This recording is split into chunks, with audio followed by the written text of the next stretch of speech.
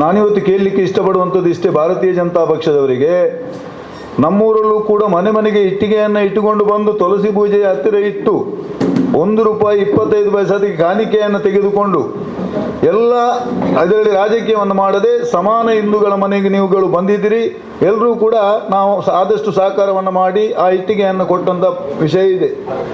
ಆದರೆ ಇವತ್ತು ಕೇವಲ ಒಂದು ಹಿಂದುತ್ವ ಅಂತಕ್ಕಂಥ ಅಯೋಧ್ಯೆಯ ಶ್ರೀರಾಮಚಂದ್ರನ ಹೆಸರನ್ನು ಹೇಳಿಕೊಂಡು ಪ್ರಪ್ರಥಮ ಬಾರಿಗೆ LK ಅದ್ವಾನಿಯವರು ಕೂಡ ಈ ರಥಯಾತ್ರೆಯನ್ನು ಮಾಡಿ ಆವತ್ತಿನ ಕಾಲದಲ್ಲಿ 2 MP ಸೀಟ್ ಇದ್ದದ್ದು 80 ಸ್ಥಾನಕ್ಕೆ ಏರುವಂಥ ಪರಿಸ್ಥಿತಿ ಬಂದಿತ್ತು. ಉದಾಹರಣೆ ಈ ಎಲ್ಲ ಕಾರಣ ಏನು ಅಂತ ಹೇಳಿದರೆ ಅಯೋಧ್ಯೆಯ ಶ್ರೀರಾಮಚಂದ್ರ. ಶ್ರೀರಾಮನ ಮೇಲೆ ಭಕ್ತಿ ಇಲ್ಲದ ಯಾವ ಹಿಂದೂವು ಕೂಡ ಇಲ್ಲ.